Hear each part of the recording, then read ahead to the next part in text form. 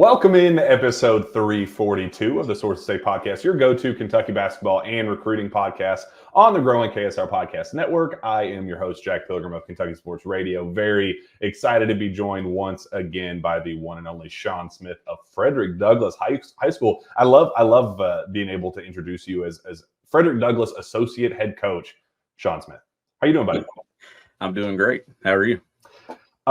I'm thrilled. I'm ecstatic. I'm over the moon because today we are starting a little bit of a series. We're going to try to do this all the way up until the preseason, and we get into the media stuff, but leading up to the season. But we're going to go through all of the assistant coaches. We're going to have every single assistant coach on with us, and we're going to start with Mark Pope's right-hand man, Cody Fueger.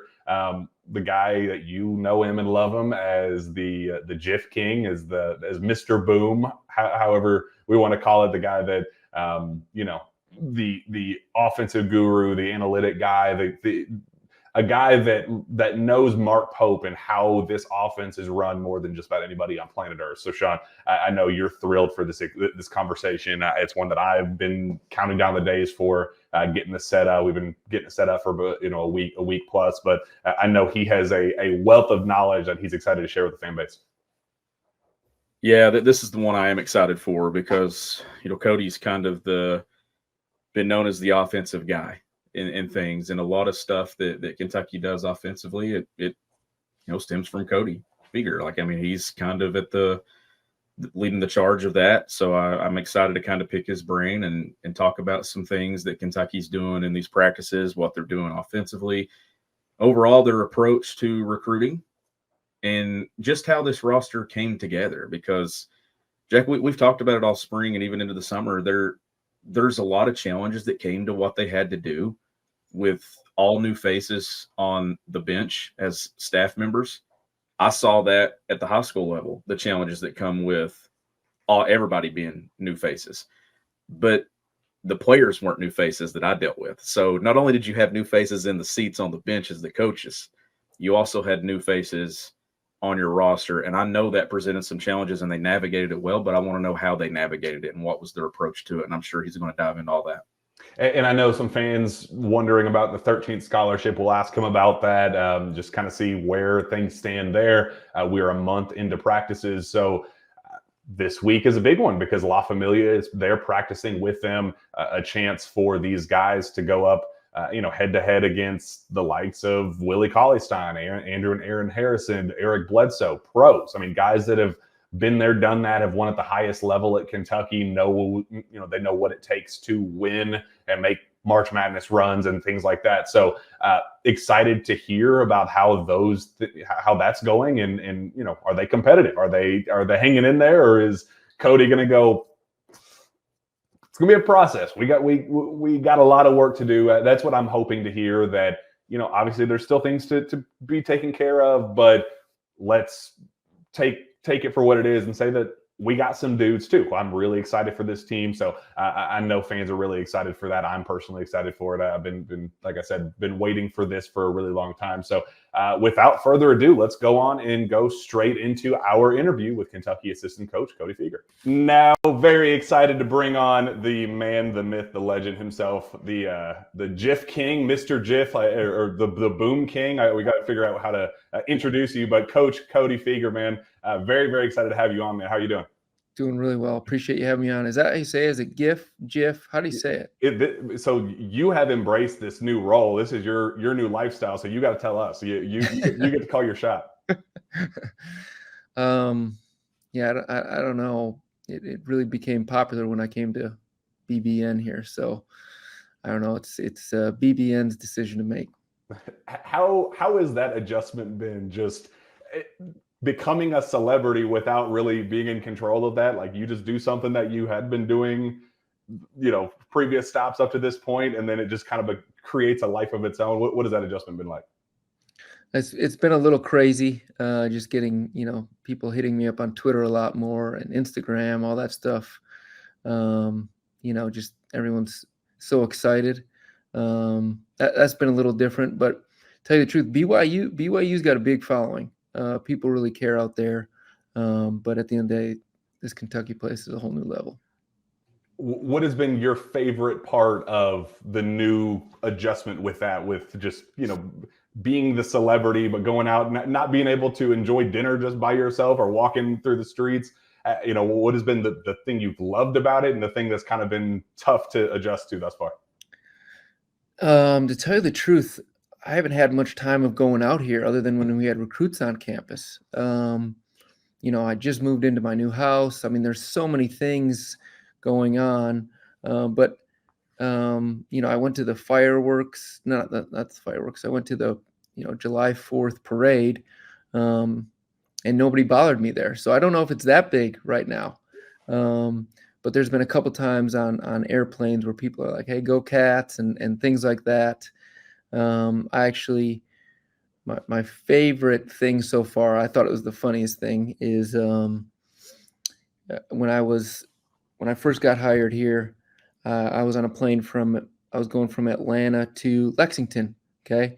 And as I was walking through, the Atlanta airport, nice guy said, "Hey, Coach, good to have you on board, excited to have you here." And I said, "Appreciate you."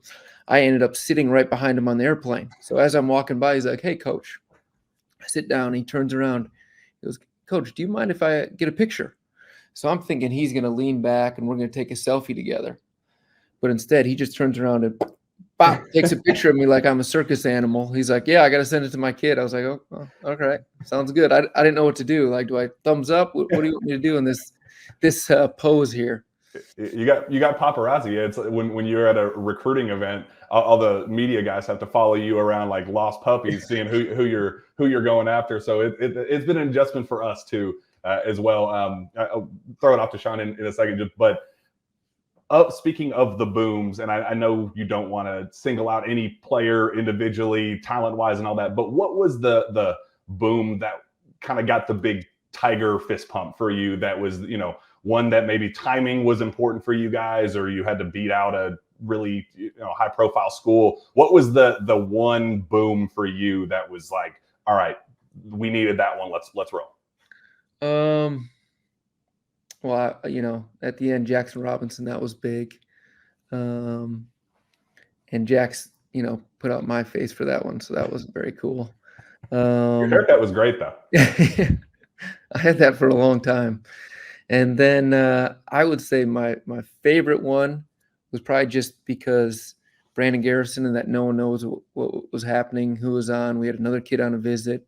That was probably my favorite one, just because everyone was like, "What's going on?" All the media people are getting mad at me because I'm not telling them who it is. That one was pretty fun, just because how mad those guys were getting at me.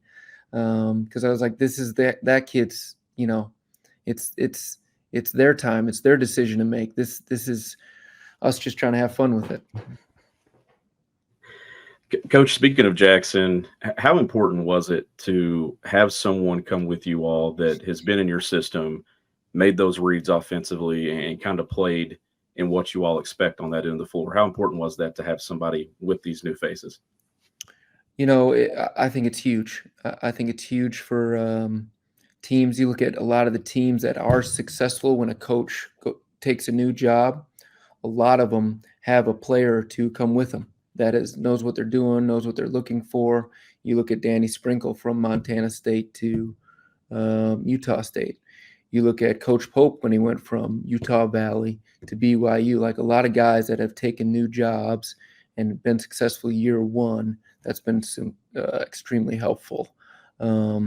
Just he knows what coach is looking for, and it's everything for us offensively and defensively, because we run a lot of different things. We change up things offensively, and he's got a great feel for that. So you guys are a month into practices now, summer practice. Obviously, the beginning is just laying the foundation of this is what we do. This is kind of how we operate. And now you're starting to get into the 5-on-5 and getting a feel for what this team is, what the identity is going to be. How is that going? What are things like? Obviously, you guys had a big practice. It's a big week for you guys, having some alumni in town, so getting some on-court work in with them. What is just the kind of current state of your optimism and expectation going into the year with what you've seen thus far? I think we got a chance to be really good, but there's a lot of stuff that we got to get better at. We're a month in.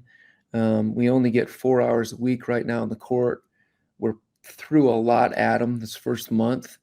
We're going to be fine, but you just feel like we're so behind because there's so much we got to do. But we're really excited about this group. These guys are really coachable. They really know how to play. We just got to get them, into the system as fast as we can here. So we feel really urgent about that right now. And when you come in with an entirely new team like that, and you have limited time, what are some of the important details that you all wanted to kind of get established early on? Yeah, so some of the main things that we want to get established is our transition offense, pace, space, extra pass. We're going to do that every game. That's going to be a mainstay where we're playing in transition and we're going to have incredible pace. Another thing is protecting the ball, right? We want to get more possessions in them. We want to get more shots. Like that's super important for us protecting the ball. And the third thing offensively is our wedge rebounding. Going to the offensive glass every single time. We're going to send 4 guys to the offensive glass. So those are 3 things that we're trying to build as fast as we can this summer with these guys. And then defensively, 4 things that we're really trying to hone in on our transition defense, right? Because that's how we're trying to score as fast as we can, right? Playing on advantage, transition defense. And then guard your yard, right? So each guy, you got to guard your yard. That's super important for us. So we're playing some one-on-one, different things like that. Make sure we can guard our yard. Number 3 is ball screen D. That's something that, we saw we got to take a huge step in this week as we're going through it. And the 4th thing is our defensive rebounding, hit and go get. So at the end of the day, it's always going to come down to really those 7 things that are going to be our mainstay that we're going to talk about every game that matters. Us trying to be the more physical team. So we're trying to get that in our guys as fast as we can. And those are basically going to be our game goals every single game this year. So Pope, when we talked to him a couple weeks ago, fans are obsessed with who is standing out. Who are the summer stand? Is this guy looking better than we anticipated? That's just kind of what BBN has been for years and years. So when Pope goes to the podium and says, we don't really want surprises because we have such a large sample size of film on these guys, 7 super seniors. We know exactly what they are, what they bring to the table. We want them to fit exactly the way we had planned. Dig into that a little bit more for me, just why it is that you guys wanted things to go exactly the way they unfolded and why you don't necessarily want surprises early on. Yeah, we don't. If a guy comes in, he goes from not being a good player to a lottery pick, heck yeah, we'll take that. It just, we spend a lot of time watching film and as we're recruiting, getting to know them, all that stuff, we try to, build the best relationship with them and watch as much film with them and see what matters to them and how they get better. And we're somewhat not really surprised, like you guys were saying on this. But we spend a ton of time watching film and getting to know them, making sure they fit with how we're going to play. And, we got a pretty good feel right now, but man, we got to really grow this next month because there's a lot we want to get better at right now. And our goal is to hang that banner. So we're pushing the limit and we are really urgent right now. And I want to add on that real quick. We did get to see some pictures of yesterday, some on-court work with the alumni pros who have been there, top 10 draft picks, All-Americans in their own right. Was that a reality check for you guys to kind of say, okay, this is, these are the best of the best. We've seen them compete at the highest level at Kentucky. What did you guys learn from this? What are you guys hoping to learn from this experience this week? But what did you guys see in that first run at it? Yeah, we're not worried about like scouting reports and different things like that. Right now, we're just trying to build our principles and how we do things. And it gets me excited because we got so much to grow, right? We've only been able to go against ourselves 5-on-5 and also go against our, walk-ons and managers and GAs and things like that. So the step up in talent has been really, really helpful. to see things. And yeah, like I said, we're just concentrating on those 7 things and just moving forward this summer and putting these guys in the best position going forward. Coach, you mentioned defense earlier and defending ball screens and things. Your first 3 guys that you landed all have a defensive reputation. Was that a focal point in kind of getting this group and this team started, maybe on the recruiting trail, was kind of building around that? Yeah, that's a big thing, right? We all know that defense wins championships, defense rebounding that wins championships, and we're trying to let them explore their game a little bit more offensively, play with a faster pace. But yeah, no, we want to win at the highest level, and we know how important that is. Those guys have been really good so far, so we're happy with that. So we have a ton of fan questions on our message board. I wanted to make sure they got some out there for you. Some goofy stuff, some in-depth stuff. Bagel McCoy asked, what has the ramp-up process been like for Colin Chandler so far? How is he doing? I know the 2-year trip is common at BYU, but it's completely foreign to us. I guess just the detail, the ramp-up details are, as he said, very, very, very new for us. That's awesome. That's a great question. Yeah, so Colin Chandler, he got home on May 1st, I want to say, or the night of May 2nd. I don't remember. This thing's been a whirlwind. Yeah, Colin's ramp-up's been going really well. He worked out a lot actually on his mission. So right now he's actually playing 5-on-5 and he's full go. We're being really smart where he's not doing every rep every single time. But he's able to play right now, and it's been fun to watch. There's a couple plays out there you're like, "Ooh, okay. All right, that's the Colin I remember," and he's just getting better, and he really cares. So we're super excited for Colin Chandler. But yeah, he's going 5-on-5 right now, and he's working his tail off. Shawn, do you want to? You can jump in. We talked about transition offense earlier. You all put a ton of pressure on the corners in transition with your ability to shoot the ball, but the 5 position's been such an important part for you guys when you get into your delay offense. How are those guys looking right now in practice, and kind of the versatility and the differences that they can bring to you on the offensive end of the floor? Yeah, these guys have been really good. Our 5 men, where they can really pass the ball. That's something that, like you said, we studied these guys. We knew what they were going to be. They can really pass the ball. They're getting to learn what situations to look at right now, but they've taken a massive step in this first month, and they're able to pass, they're able to make plays, and they're really good screeners, and they're good rollers, lob threats to the rim. So that's going to be super important to us going forward. They're doing a heck of a job right now, and we're super pleased so far. John Galt for UK says, who's the best golfer on the team, and which player would you most want to drive with on a 12-hour road trip? Ooh, good questions. Okay. Best golfer on the team. Gosh, I don't know. I have not golfed with him yet. I've heard a couple stories. Maybe it's Derby, Derbyshire. Maybe. I don't know. I know Kerr likes to get out there. Andrew Carr, Colin Chandler's a competitor. Loves to do that too. I've heard a couple stories. Walker Horn had a hole-in-one the other day. I'm slow in the golf game right now with these guys. And a road trip for 12 hours. Oh man, I'm around these guys so much. I don't know if I could handle that. I'll probably say, man, we got a lot of guys that are interesting and kind of learning their stories. So it's hard for me to pick one, just because you only get so much one-on-one time with these guys. Man, I'd really like to spend, one-on-one, probably, each guy. Oof, hard to tell. They all got interesting stories. I probably know, Jackson and Kerr the best so far, and Colin Chandler. So man, that's a hard question. There's too many that I'd like to do that with, but I need a break right now from them. That helps. Yeah, I can keep rolling with these. There are a lot of questions about the 13th scholarship. Obviously, yeah, that's been a wait and see thing for a minute now. Now that you are a month into practice, has that changed your mindset going into what you're wanting? Do you even still want to use it? Just kind of a vision there. Yeah, we're going slow on it. We just want to make sure we get the right guy. We don't want to take someone to just take somebody. So we're taking our time there. We want the right fit.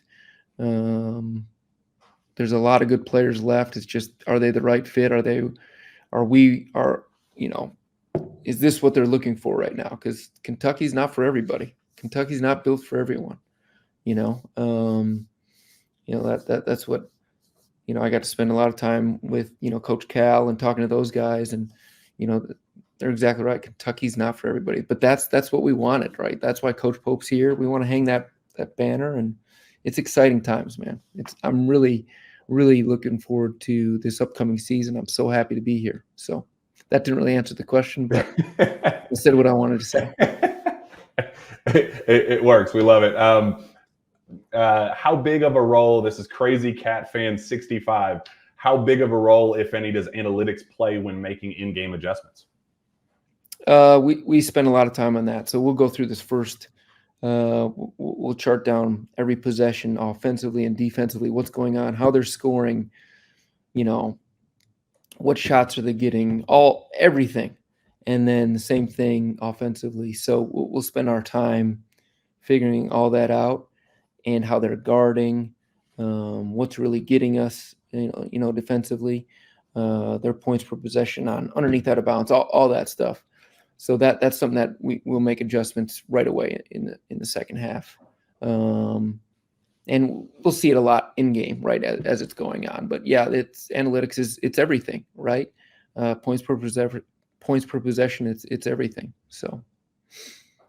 And Shawn, feel free to jump in whenever you have one, because we have a long list of them. So if you have them, take them. When you put this roster together, you talked about watching, film on these guys and things. How much does it help, though, that you got to see a lot of these guys in the Big 12, and they had a lot of success against you all in those matchups that you game planned for? Was that kind of something that you looked forward to when you started getting this group together? Was that you had seen them with your own two eyes? For sure. Yeah, like Brandon Garrison, come on. Like, he was McDonald's All-American. We played against him. We're like, wow, that kid's got a chance to be special. Kirk Krissa, he's just a different dude. He's hilarious. But he's a tough basketball player, and this is going to free him up a little bit. He's got to learn how we do it. But he's working hard, man. He's trying to figure it out. Jackson Robinson, obviously we know him. Colin Chandler.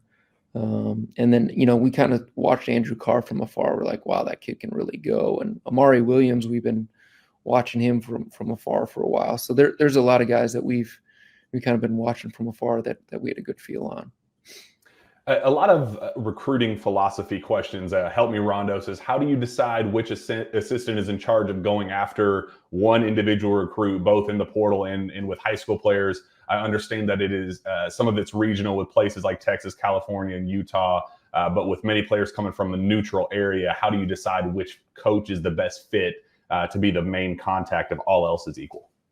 Yeah, that's a great question. Well, some of us will have certain connections with agents, or in the area, or this and that, or with guys like Andrew Carr. I was just like, hey, we got to go get this guy. He's really good. I had a really good connection with the agent, this and that. But and at the end of the day, we're all in it together, right? We know as soon as we start recruiting a guy, we send out the number to everybody else on staff, and we're all hitting them up, right? It's a team effort over here. Just like BBN, we want everyone to feel a part. Like, hey, we're only going to go as far as you guys want us to go. Like, we need everybody, and we're all in this together. And that's how we are as a staff. That's how Coach Pope is. He's got no ego. He just wants to win at the highest level, do it all together, see us all succeed. I mean, what more do you want, with what you're looking for in a program and a head coach with that? So that's how our staff is. AB, Jay Hart, Coach Fox, Coach Robinson, Mikkel, everybody down the line. We're all in this together, and it's been really fun so far. Really fortunate to work with these group of guys. When it comes to recruiting, when you haven't played a game yet at Kentucky, were there any challenges to recruiting at the beginning? Because I know you've got your blueprint from BYU, but is there anything that comes with moving that blueprint to Kentucky, or just the challenges of not having tape at Kentucky? Yeah, I mean, it's a little bit different when you're showing recruits BYU film. You're like, all right, well, let's show them NBA clips instead. We'll show them the way we did at BYU, then we'll show them the NBA clips, right? So we'll go back and forth, and we'll talk about their development. It hasn't really changed. The only thing that's really changed the game is NIL at the end of the day. That's the only thing that's changed the game, because now some teams are just offering a boatload of money, and we don't know what's true, what's not true. It's really a wild time in college basketball, guys. So NIL, I would say, is the only real change. Everything else is, now teams are, that weren't close to Kentucky's level of recruiting. Now all of a sudden they pumped up and we're like, whoa, where'd that come from? And nothing's changed other than one thing. And when it comes to recruiting philosophy, and I know this is a challenge all across college basketball now, how you build your roster, do you retain within your program? Do you think there is a balance to where you can kind of touch all areas? If you get the elite in guys that are in your program for a year and gone, you also have guys that grow in your program while also getting the important experience pieces out of the portal. Is there a balance there that you think can be achieved? For sure. That's a great question. And that's exactly what we're going for.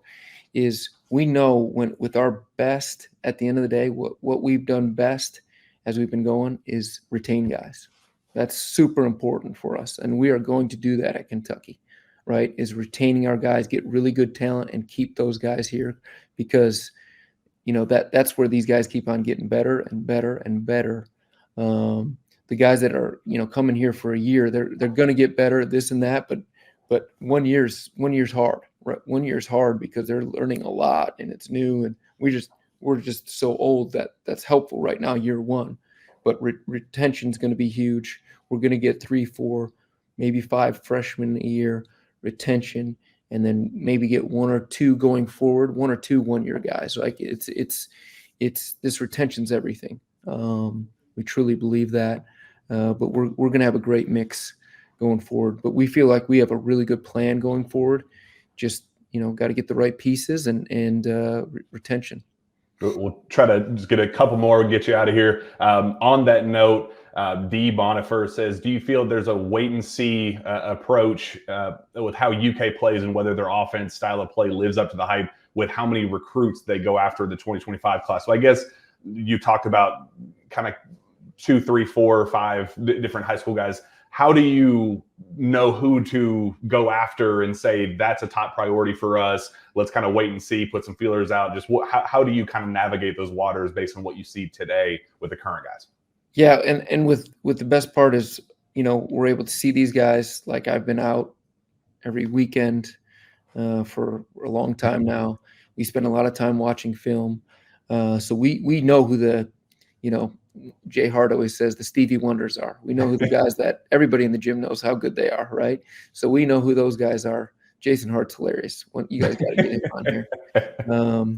Yeah, the Stevie Wonders are. So we spend a lot of time getting to know, and we want to get to know these guys as people, right? Like what type of teammate they are. All that stuff is super important for us, and for us that want to win a championship level. Like that was Pope's approach, right? He was coming off the bench, won a national championship. He was Pac-10 player of the or freshman of the year. He's a monster basketball player. He's drafted, and so he's got a real thing to sell here at Kentucky with what he lived through, what he did, and how hard he worked to win a national championship. And we're looking for guys that have that inside them, what Coach Pope did, what he believes in, and that's something that we feel like we can get the right guys here that hopefully are some Stevie Wonders. You got time for one more? It's not going to be what kind of donuts I like or anything like that. No. A lot of questions about just where you got your offensive philosophy, like what the roots with it. I'm trying to find who said it specifically. I'll find it while you're talking, but just big picture, where you became the analytical guy, the offensive guru. Yeah, so it started with Coach Majerus, right? He was so good and tactical at getting guys specific shots at certain times. So I learned a ton from Coach Majerus right away.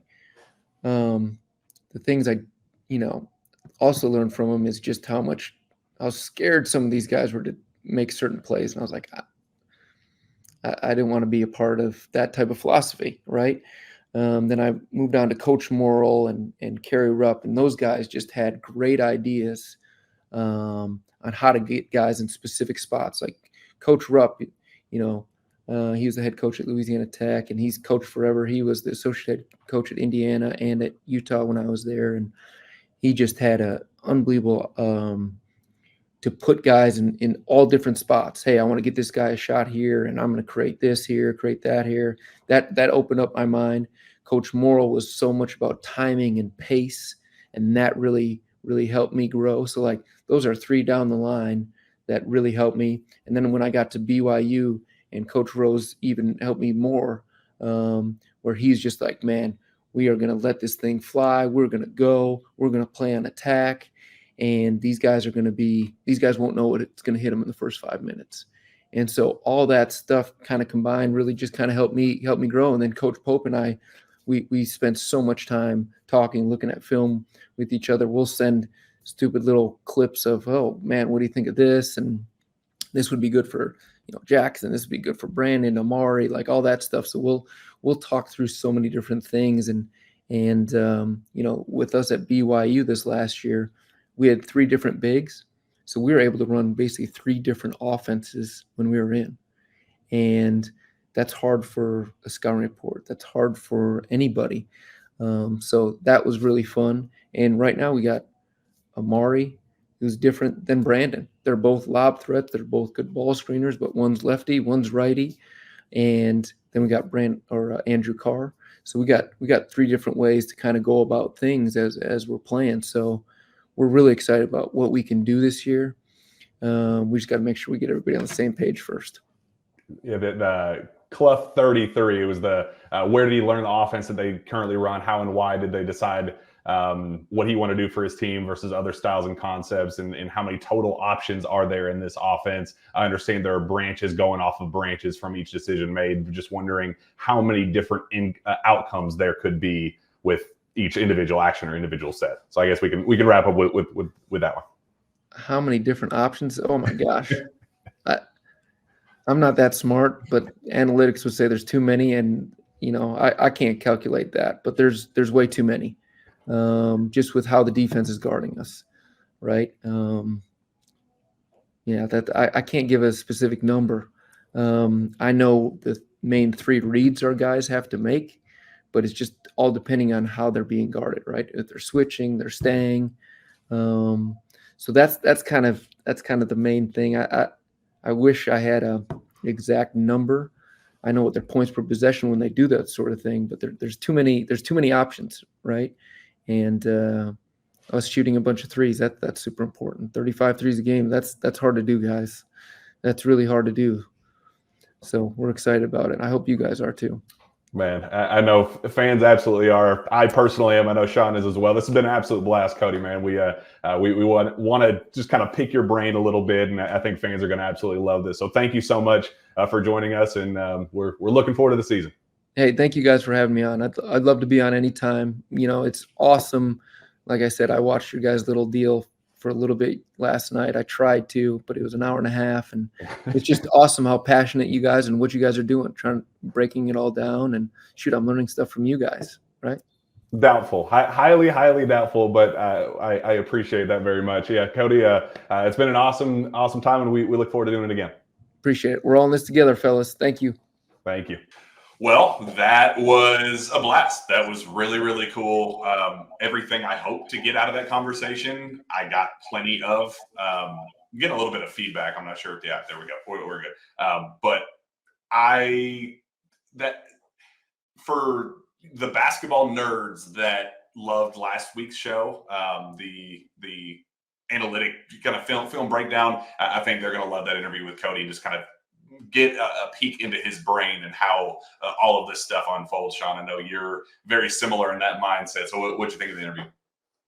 Yeah, I think me and that guy could get along very, very well because especially from the offensive side of things. And he he talked about a lot of things, Jack, that me and you've talked about throughout the spring and in the summer with the way Kentucky always wants to play at an advantage. Well, if that is your approach to how you play offensively, then you have to be elite in that category defensively. So he talked about building their transition defense. If you're going to thrive in transition on offense, then you better be good at stopping it as well. So there's a balance there. Talked about rebounding. I know that was a big question that we got in our film breakdown is, okay, this looks like a situation where you're not going to you're going to sacrifice some rebounding. Well, he talked about the importance of it, of sending forward to the glass. And then on defensive rebounding, hit and get. So like there's all these things that they're establishing. And I think that was probably the thing that I was looking for out of this interview the most is when you come in and you get a limited number of hours to work, what do you prioritize? Because what you prioritize now is going to end up being the foundation of what this team ends up being. You can't get into October and try to build at that point. You have to lay the foundation now. So what are those 3 to 4 things you're looking for? And then you stack on top of that those branches that build out from it. So I thought that was probably the most important takeaway from it was this is our foundation. This is the ingredients to being successful. And then we add to this when it really matters.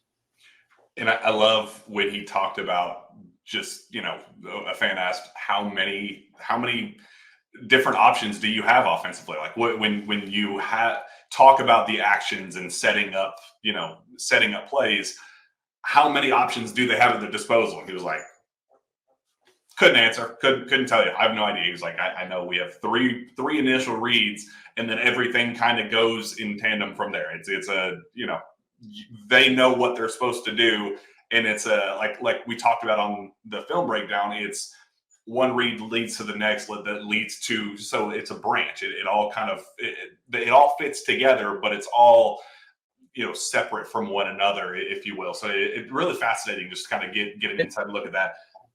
And we've seen all those reads that he's talking about. Like we've seen them make back cuts when somebody's overplaying. We've seen them curl and do the long curl when somebody's trailing. We've seen them pop if somebody's playing under.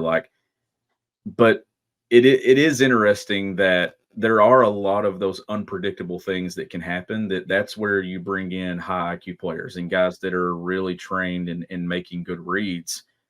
It's not as much about the individual skill sets as it is about what's the variety of options you can have from all these players.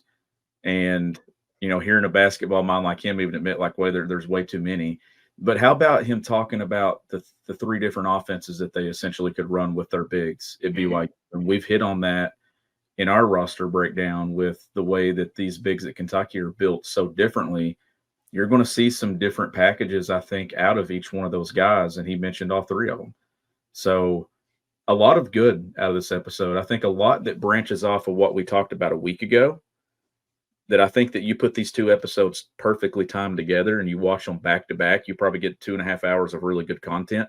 I'm not just pumping us up here, but I could sit down and watch these 2 their stuff. I mean, we're just the morons talking about it. It's their offense that we are just enjoying. But it's 2.5 hours of it that I recommend sitting down with your favorite drink and whatever dessert, popcorn, pop us on, and you watch 2.5 straight hours of this. And I'm telling you, you're going to get something good out of it. Not from us, but from Kentucky. How about the talk about you have BYU film, but you don't have Kentucky film? There are some challenges to that. Mm-hmm. And that was always going to be my question is, how do you, and I think in coaching, you can do one thing one way, but your entire staff's not the same that's coming with you. You don't bring hardly anything with your roster, Jack. Think about how challenging it is to walk in and say, I was just pitching BYU 2 weeks ago. Now I got to sell Kentucky, but I don't have really anything to sell other than the banners that hang and how the rich tradition of this program is. Just imagine the challenges that come with that, though, that you're having to entirely pitch something new to someone that really it's kind of just a vision that nobody's seen yet. And I love the recruiting philosophy talk and just kind of the mindset of, we've gotten news that 3, 4, 5 high school players is going to be the philosophy moving forward, that's going to be kind of what their loose goal is going to be. They're going to add some portal guys, but only one and done level talent from a eligibility standpoint. Like, 7 super seniors this year is great for makeshift help with the quickest way to rebuild a complete roster is by getting the most experienced guys in college basketball. When you get 7 super seniors, it's kind of a shortcut, but that's not a way to live your life day to day as a team. You want to have a foundation set where you can bring back the Travis Perrys and Trent Noahs and Colin Chandlers and Brandon Garrisons and Otega Owens. You want guys that you can lay the building blocks now, hoping that the fruits of your labor pay off in a year or 2 or 3 or 4. So I loved hearing that the balance is going to always, they're not going to load up on 6 superstar freshmen. They're not going to load up on 6 super seniors. They're going to have a nice little balance there where if they build strong relationships with 4 or 5 high school guys that they think, man, these guys can go. They can be immediate contributors for us. Let's go sign them. But if they only find 3 that fit what they're looking for, they're going to load up on guys with eligibility left in the transfer portal and then maybe hit on a Jackson Robinson or an Andrew Carr, that one guy that we know can go, but we will only have him, as a 1-year rental. So I think their identity is kind of where it needs to be. Yeah, it is. And I think probably the favorite thing that was said throughout that 25, 26-minute interview was probably the word retention. And Kentucky's going to be a program that's going to retain. We know it hasn't been for 15 years. Like, it was difficult to retain with the philosophy that you had in recruiting. You got really good talent at the top every single year, but you couldn't get it to stick. I thought it was encouraging to hear that that's the plan. And you can have this plan, and it's probably going to sway a little bit each way after you get into it. Like he mentioned NIL and how that's kind of the factor that drives everything now is how much money can you pay me and how much money do you have? Like the importance of that NIL is going to out-recruit anything nowadays. It's going to out-recruit proximity to home. It's going to out-recruit, can it get me to the NBA? It's going to be about what kind of money can you get me now? Like we live in that, society of basketball and in college athletics. But the word retention to me, Jack, being able to retain is going to be that's going to be the pillar of the program. The 1-year guy that you get, or maybe the guy that stays 2 years blended with the transfer portal pieces of experience, that's going to be probably the deciding factor of whether or not you get to a Final Four, win a title. But the core of that maybe holds this side to this side and bridges it is those players that you retain every single year. And I thought that was really encouraging to hear him say that Kentucky is going to retain players and they're going to do it. There was no, we're going to try to, it's we're going to. And I think that's probably the right mindset to take, especially in today's game.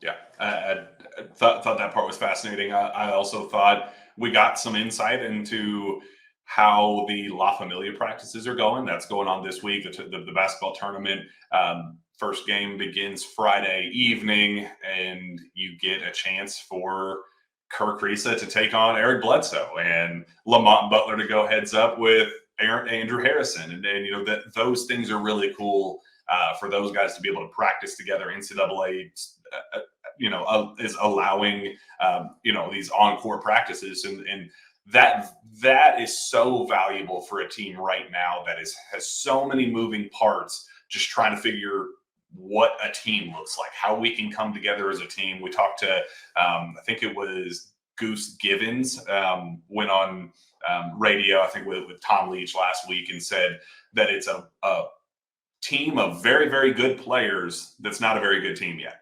So that's kind of what I was expecting to hear Cody say, that we love our guys, think that we have a really, really, really good team, but we also have a lot to work with. We have a lot to address and need to kind of fine tune and just figure out what this looks like. We have our identity down. We have the foundation set of what we want to look like.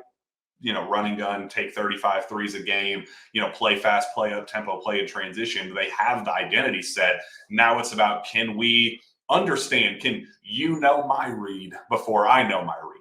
It's one of those, I got to be able to play off of you as well as you play off of me. That's what they're learning right now. So I talked to a couple people that were at the practice last night. And they kind of had a very similar reaction that said, good team, really, really talented group with a lot of really solid pieces, but you could tell that they've only been together for a month. And before they set foot on campus together at the beginning of June, they didn't know that other guy from Adam. Ainsley Almanor didn't know Andrew Carr, who didn't know Lamont Butler, who didn't know Jackson Robinson. They're all kind of just figuring each other out, both on and off the floor, which is to be expected. A month in, we're making progress, but as Cody said, still a long, long, long runway to work with before we start worrying about how good can they be as a team. Yeah, I mean, there's still a lot that they got to do, and we talked about the defensive end of the floor too, and I think that's encouraging to hear that their approach to that end and defending ball screen coverages and all that. Like, Jack, there's so many layers that you got to put in. Like, you're building your transition offense. How much have they really gotten into their half court stuff? Because transition is majority of this game is played in transition. Like, I would say anything over 70% of the game of basketball is played at an advantage or at a disadvantage. It's in transition.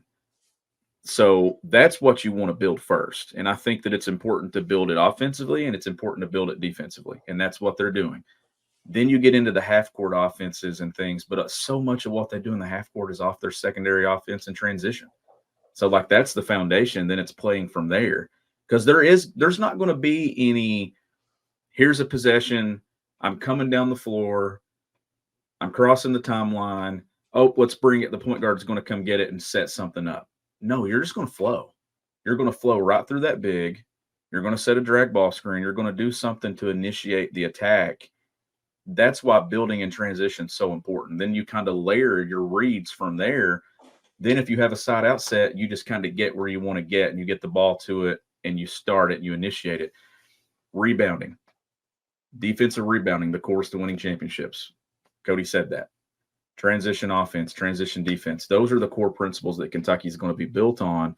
We didn't even get into power plays and all that stuff that we talked about. That was the one thing you wanted to ask. Well, it was, but it's one of those things too, though, that you heard him kind of talk about it when they talked about advantages, because that's what a power play is. It's you have an advantage and you take care of it, and you value the basketball.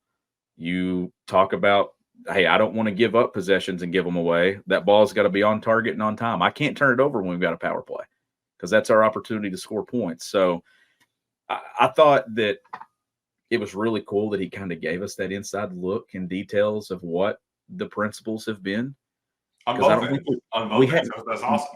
We hadn't had that to this point of what exactly are the details that they are trying to ingrain in these guys, because this, you're coming up on the close of these practices right now. Everybody is around college basketball. And wherever you go, I've been to Dayton, I've talked to coaches at Tennessee. I talked to staff at Moorhead when I was in Atlanta this weekend. And it's about the thing that I keep getting told is, if you don't like your roster in July, it's not going to be a very good year. And it sounds like Kentucky really likes their roster and they like what they got, just like these other coaches that I've talked to. They love their rosters, but then it's about taking that roster and putting together, what are you standing on in October? And I'm telling you, the things that they're doing now, Jack, are going to be the core of what they are in March. That's why these practices are so important to get in there, and it's important to be healthy during them. And Kentucky has been. Yeah. He talked about recruiting, talked about being gone every single weekend. I'll be down in Peach Jam with him, assuming that the entire coaching staff is down there. It's the last major live period of the summer and this kind of recruiting cycle. There's the College Basketball Academy that's a couple days next week as well. But this is the main shebang. This is what everybody get. All the spring and early summer stuff builds up to this upcoming weekend, specifically in North Augusta. I'll be down there. Jacob Polachek will be down there with me. And we'll be, around the coaches, following them around, as we talked about on that interview, following around like lost puppies, figuring out who they're watching, why they're watching them, who they're ramping up interest with. It's going to be a really fun weekend. What, you being in the weeds of kind of summer basketball, Shawn, and recruiting and seeing kids that you coach be recruited, what do you think this staff is looking for in North Augusta this weekend? What do you think is going to be there? Okay, knowing what their philosophy is, what do you think their approach is going to be as they sit courtside? As I love the Stevie Wonder quote. I thought that was hilarious when Jason Hart said, "Let's find dudes that not everybody in the room knows is a superstar." We all know AJ DeBonsa is a generational #1 talent. What else? What else would we be looking for, Shawn? So this is where, honestly, I've been waiting on this question, and I didn't want to kind of approach it myself because I've been kind of preparing myself for the last 4 or 5 weeks to kind of answer this question or something about this question. So here's what I think is going to be the value of this staff. And this is not a knock on Cal staff and what they did. The approach was different. And you go up the road to Louisville and their approach is different. Every program and coach has the different approach to the way they want to recruit and what they do. Here's where I think this staff is going to be built differently. You're going to have some guys that this isn't going to be the same as it was. You're not going to have #1 player, #6 player, #12 player, even sprinkled in 24 and 27 just for the hell of it. What you're going to have is you're going to get some guys that are maybe on the lower end of these rankings, Jack, but here's where evaluations are important. This staff is going to evaluate these guys and how they fit within their system.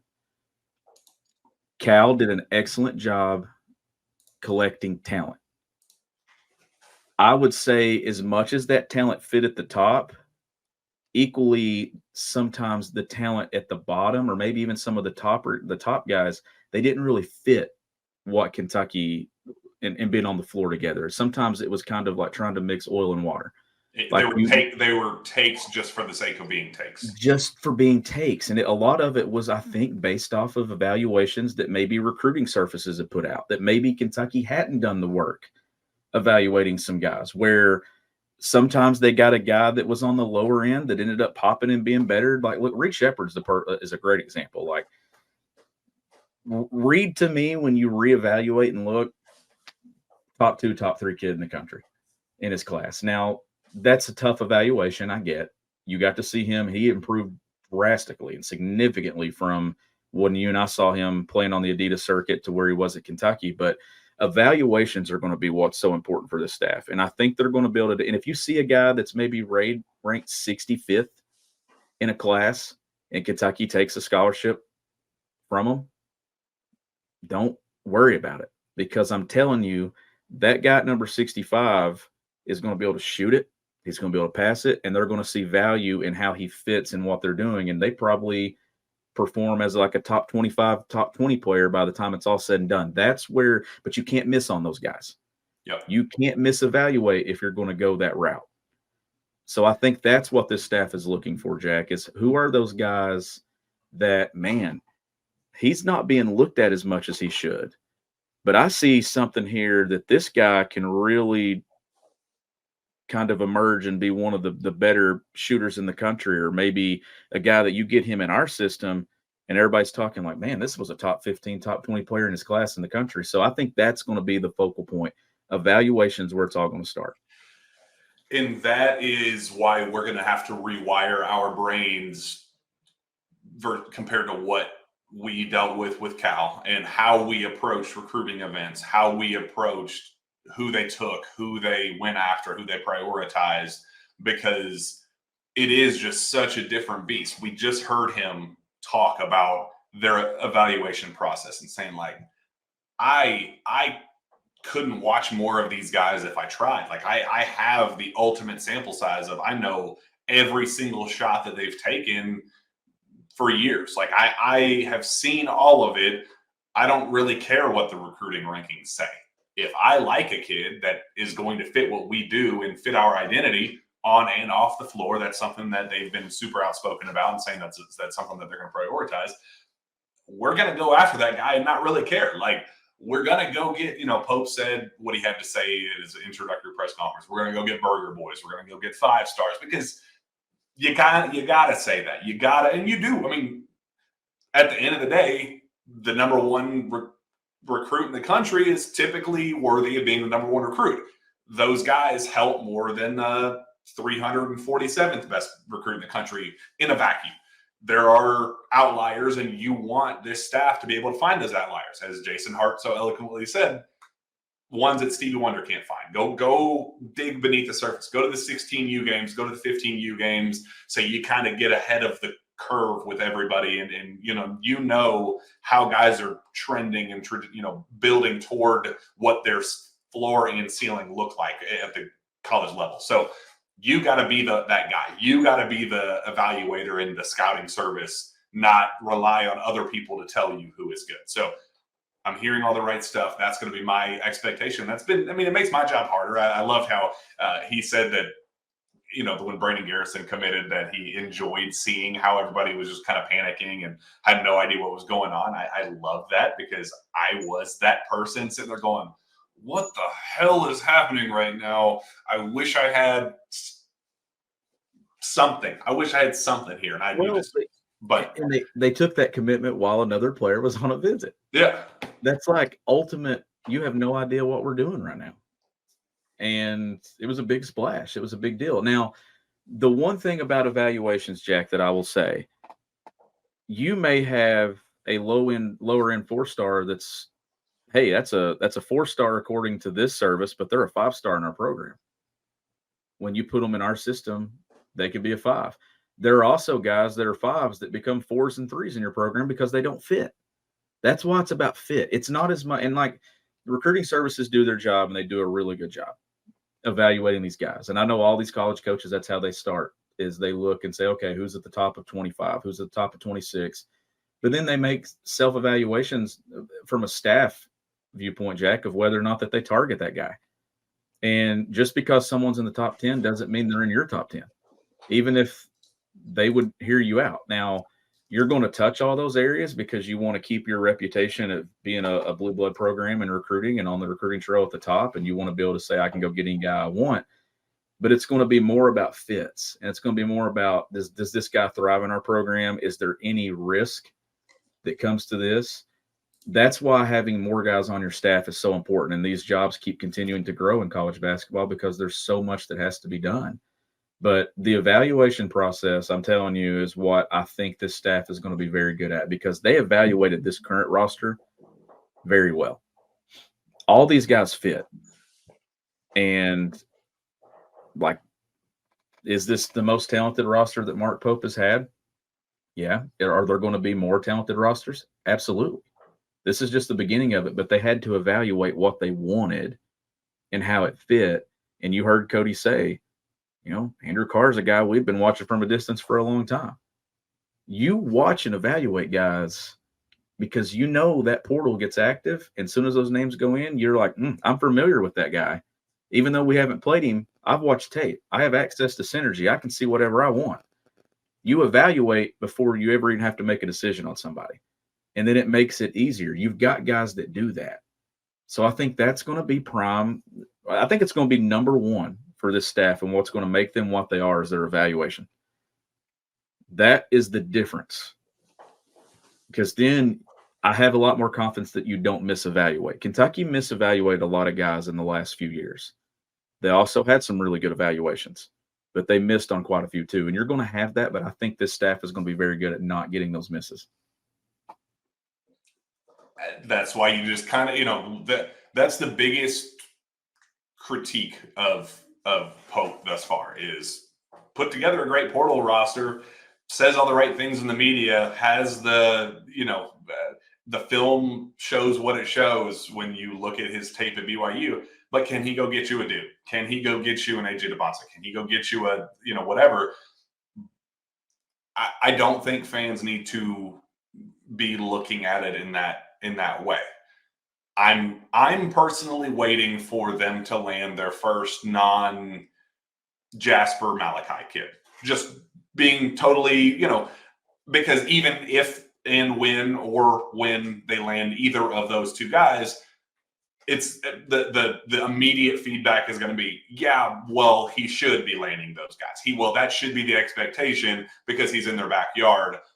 Can he go land somebody else? So I'm waiting for the one guy that doesn't have to be the number one guy, but them commit to an evaluation and say, that's a dude. That guy can play for us. I'm waiting for them to sign that guy. And if you mentioned those two, and obviously I'm familiar with both their games. I've coached against Malachi, I have not coached against Jasper. Let's just say that for instance, one of them doesn't end up at Kentucky. To me, it's not going to be some end all be all situation. Like, let's say Jasper ends up going somewhere else, which is very possible. Which is very possible. That wasn't a surefire thing before the staff was changed that he was going to be at Kentucky. Like, we know that this recruitment, that there's been other schools there the entire time. Like, if he ends up going to Alabama or he ends up going to North Carolina, I'm not ready to crush Pope for it, just because it's so early on. Like, we know that those that relationship was established before there was ever one with Mark Pope. Now, could it not work out that way, and could both him and Malachi end up at Kentucky? Yeah, they could. But I'm with you. I'm waiting for that first non-in-state kid, non-portal kid. Who is going to be the first high school guy with this new class that's going to commit to Kentucky, and what's the mold and the makeup of them going to be? I'm going to tell you, they're probably going to be able to space the floor and shoot it.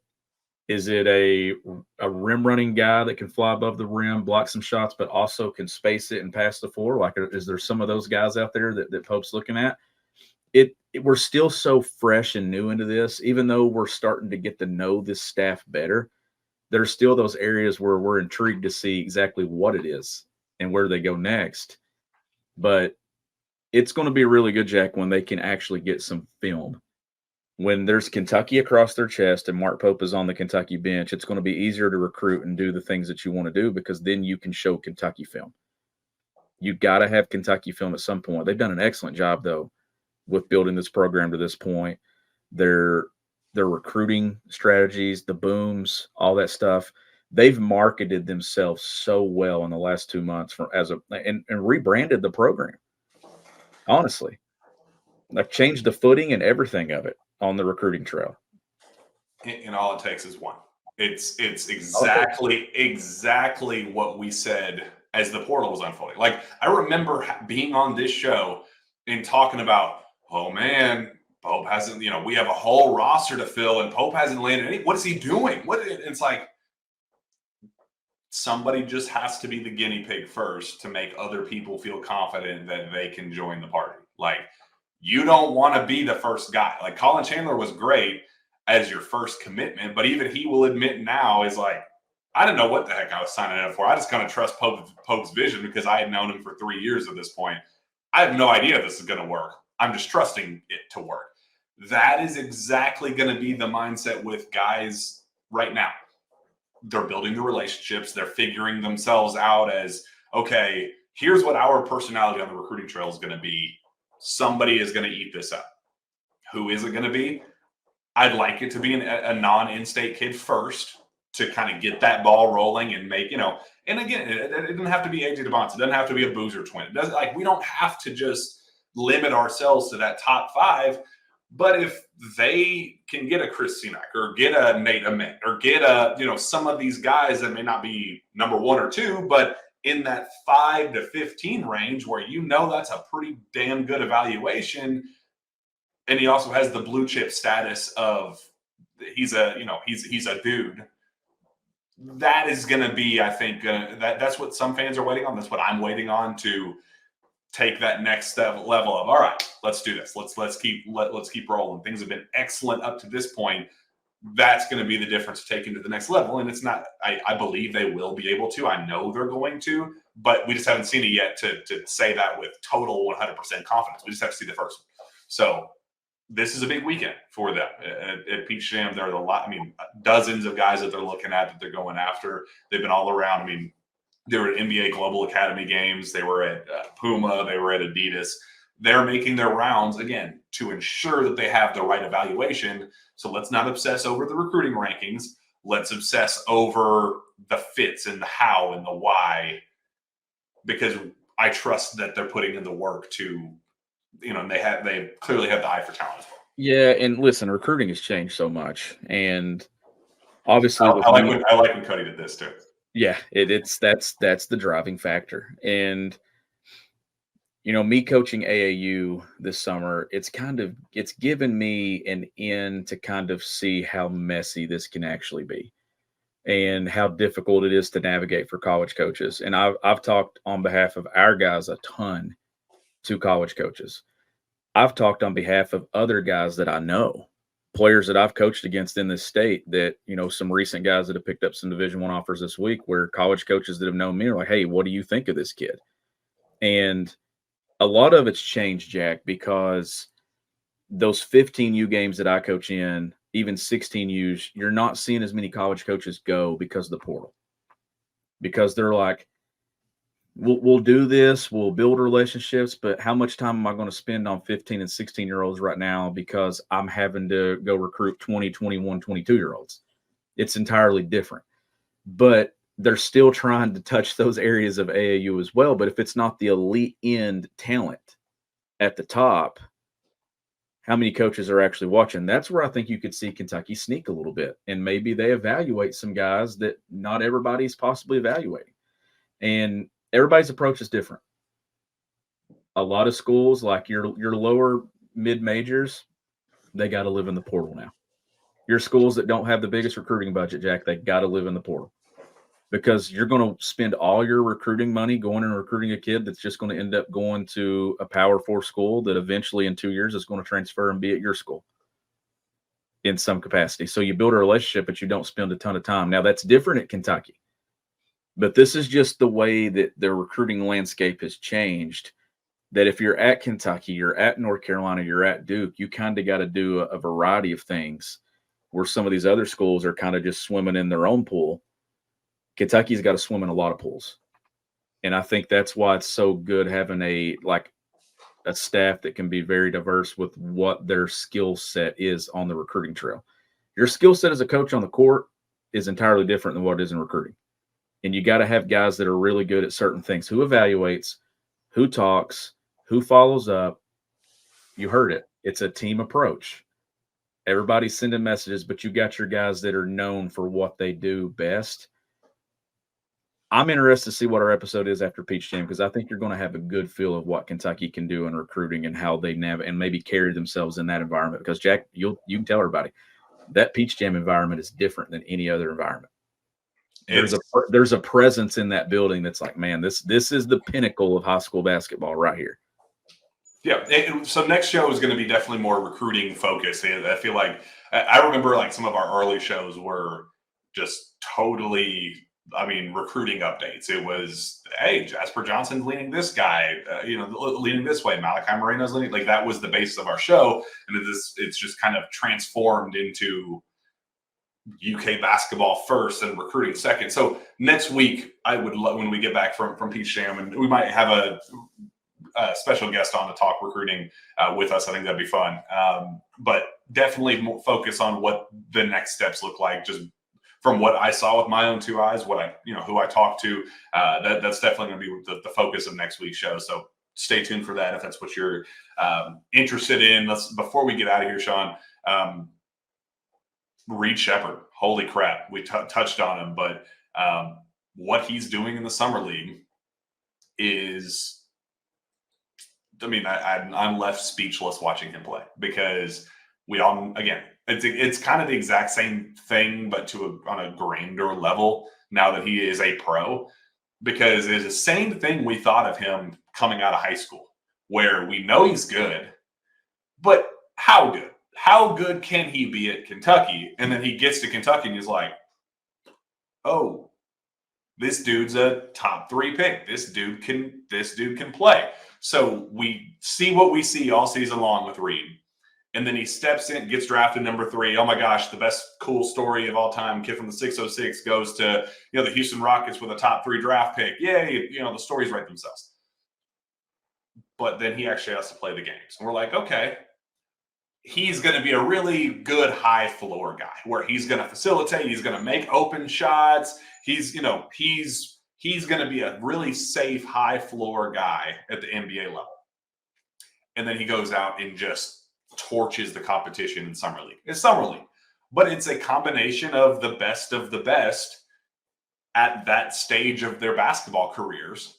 and he looks like he's too good for summer league. His bad game was a 15-point effort where he still had 4 assists, 3 steals, a block, 2 rebounds. Like, he still did his Reed Shepherd stuff, not as efficient as usual, but he was Reed Shepherd. He looks like a superstar. He looks like he's going to be a surefire star in the NBA. And it blows my mind. My brain cannot process what we continue to see with Reed Shepherd at this level. And obviously the other guys are playing well too, but Reed has been storyline. Is there a guy that we appreciated that we didn't appreciate enough more than Reed Shepherd? No. And if I hope that makes sense, because I think we all appreciate him, but I don't think we appreciate him to what we should have. And has there been a guy, Jack, that has had more question marks each time he's entered a new level of something that we're like, why? Why did anybody ever have question marks? Why did we question it? Because his transition to Kentucky was smooth. His transition to NBA Summer League, smooth. I don't think there should be any question marks about his transition to the NBA season when it comes in October. And I don't know why we do this to ourselves. Yeah, I don't know why we tell ourselves this and just say, but there's just no way. It's not just us though. Like it's a national thing. Like everybody from the moment that story was put out with Sports Illustrated a few years ago when he was in high school, I feel like that there was this whole label of pressure that got added to him. And then you added Kentucky to it. And his father being a national champion, his mother being a star at UK. He comes in, Kentucky's not in a good place as a program when it comes to NCAA tournament success. And I know it didn't live up to it. They didn't advance. But I felt like all those expectations that I felt like each time that something got added, it's almost like from a national perspective on a local 606 kid, there was like, oh, this is the weight that's going to get him. This is the one that's going to make him crumble. And it wasn't intentional. It was just all these outside expectations that were here that we just expected this kid that maybe we looked at and wasn't evaluated as highly as he should have been. How about this? Let's just say it. He got better. He got better. He was good. Me and you stood there at Collins 2-3 summers ago, and you said it to me. I know I've said on the show, that kid's going to make it. Well, our definition of make it wasn't make it to be number 3 in the NBA draft. Hey, he made it. He made it. but what we were talking about making it Kentucky. I'm going to be honest. I didn't see him being a top 3 pick early on. I never saw that. And you're lying if you did. Yes. Everybody is lying. I nailed that one. I had that evaluation down. No, you didn't. I think there's a line here where he was already really good, and we knew he was going to be very good. We thought he had potential as a pro. But let's just put it this way. I don't even know if it's a misevaluation. I think that kid just got better. I think he got better and better and better, and he does a lot of things that transitions to the NBA. He played alongside some guys at Kentucky this year that really helped showcase. I think Antonio Reeves adding spacing. I think Rob Dillingham doing what he did. Like, sure, he was a focal point, but Kentucky had some guys too, Jack. And that's the disappointing thing about how the season went is I thought that was a good basketball team with a lot of talented offensive weapons. But Reed is special. And Reed's going to do the exact same thing in the league. He's going to make shots at a high clip. He's going to make great decisions. He did get away with a double dribble the other night, but it's still an insanely good move that if you're going to get away with it 10 times until somebody calls it on you. That's how quick he is with it. Yep. But you've got guys that have transitioned to that league that I think are going to be good players. Dalton Connect's another one at Tennessee that's older than Reed. Like, these guys that look the part, we shouldn't be surprised when they look the part at the next level. And Reed looked the part for 30-plus games at Kentucky this year. Well, he looks the part in 3 or so early games now in NBA Summer League. He's going to look the part in the first week of the regular season too. That's a guy that's going to make it for a long time and make a lot of money doing it. Oh, proud of that kid. He's awesome. He's been a star. He's going to be a star. Let's just go ahead and accept it. He is who he is. He's a really, really, really freaking good basketball player who probably should have gone number 1. I don't think probably. I think he very, very clearly should have been the number 1 draft pick. Yeah, yep. I don't think there's even any debate there. That's the reevaluation. How many times can you say a guy outperforms their draft pick when they're in the top 3, top 4? Like that's a different thing. Like you've had your your Greg Odens, Kevin Durant's, and all those scenarios where people get hurt. But this is a clear-cut look where I'm like, man, that guy should have gone number one. Yeah. Me as a Celtics fan, Jason Tatum and Jaylen Brown did that back-to-back years as the number three picks, and we're very grateful that other organizations are dumb and decided to pass on the two richest contracts in NBA history in back-to-back years. No more Celtics talk. It's been a really good day, really good morning. Appreciate Cody Fueger for coming on with us. He was an absolute blast. 30 minutes of just in-depth basketball nerd talk that fans that appreciated last week's show absolutely appreciate this one because it's coming from the man himself, the horse's mouth. So I hope you guys enjoyed that. Thank you to him for participating. Thank you to UK for helping get that set up for us, and we're really looking forward to our conversations with Alan Brooks III. We'll try to. Even Mark Fox and Mikhail McLean. I'm really excited to kind of pick their brains and see what their transitions to Kentucky look like from two different backgrounds. And Mikhail McLean was one win away from coaching in the Paris Olympics. So really cool stories for all of these guys.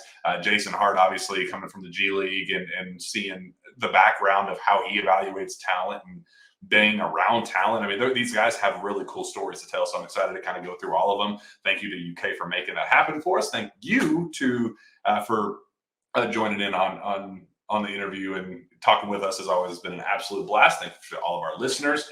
Let's go on and get out of here, Shawn. Where can fans follow you? We don't even have to say where can fans find your work. Your coaching brilliance. Where can fans find your coaching brilliance? You can follow me at _Coach S. Smith on social media.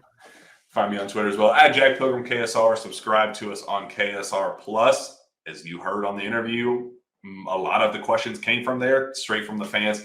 We'll be doing that. If you want to be the ones to ask the questions to the coaches and pick their brains a little bit, that's the outlet to do it. Make sure you're subscribed to this channel, subscribe, do all that fun stuff. We will be back next week for a recruiting post-Peach Jam episode that you will not want to miss. We'll see you then.